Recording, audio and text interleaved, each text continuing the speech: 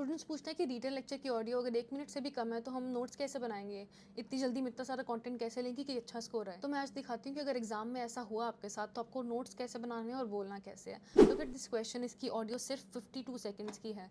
मैंने already attempt करके देख लिया, you can C I have got 90 और 90 in this question.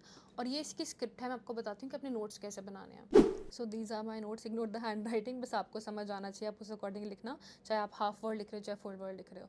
So let's match the script की मैंने क्या क्या नोट करा है। First as you can see मैंने लिखा coral reefs, then I have written ecosystem and next line में वल्नरेबल, बिकॉज ऑफ कोर्स ये बहुत पास में है वर्ड्स, तो मैं फुल फ्रेज नहीं लिख सकती। Whenever I tell students की लंबा रिटेल लेक्चर है तो of course try to note down कि दो दो तीन तीन वर्ड आप एक साथ लिखो। सो ये लंबी रिकॉर्डिंग होती है तो मैं पूरा लिखती मोस्ट स्पेक्टेकुलर इकोसिस्टम्स, बट यहाँ पे इतना टाइम नहीं है, so you have to write as much as possible, चाहे आप सिंगल सिंगल वर्ड करके ज्वाइन कर लो उनको बाद में। बट आप उन सिंगल वर्ड्स को अपने रिस्पॉन्स में इंक्लूड कैसे करते हो वो मैटर करता है यहाँ पे।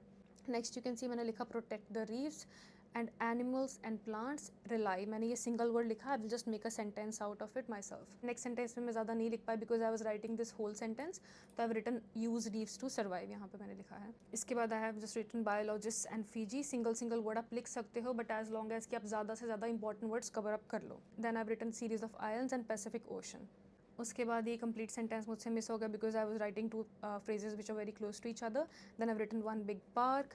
उसके बाद from next sentence I written system of protected areas nested together like pearls, मैंने पूरा लिख लिया था like pearls because this felt like an important part. उसके बाद नेक्स्ट सेंटेंस में मैंने लिखा सिर्फ कनेक्टिविटी एंड ये सारा छोड़ के सिर्फ fishing grounds. At the end मैंने सुना कि स्ट्रिंग ऑफ पर्ल्स बोला है तो मैंने इसी वाले कीवर्ड को चेंज करके लाइक कट करके स्ट्रिंग ऑफ लिख दिया बिकॉज मैं रेपिटेशन नहीं चाहती सेम वर्ड की, it's not much of A use, तो इंपॉर्टेंट पार्ट कवर अप हो जाए।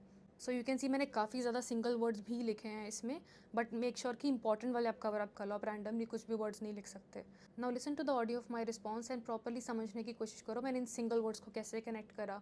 इवन इफ मैंने सिंगल सिंगल वर्ड्स नोट करे थे, मैंने ट्राई करा कि उनको फ्रेज की तरह ही बोलूँ सो दैट फ्लुएंसी मेंटेन रहे। सो इवन आफ्टर नोट्स आपका बोलने का तरीका भी काफ़ी ज़्यादा मैटर करता है। So you listen to this now.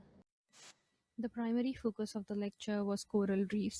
Initially, the speaker addressed that ecosystem is vulnerable and protecting the reefs from plants and animals who rely on them.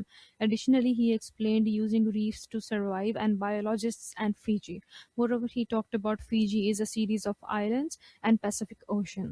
Also, it was elaborated that we should make a one big park with system of protected areas. However, it was noted that nested together like string of pearls.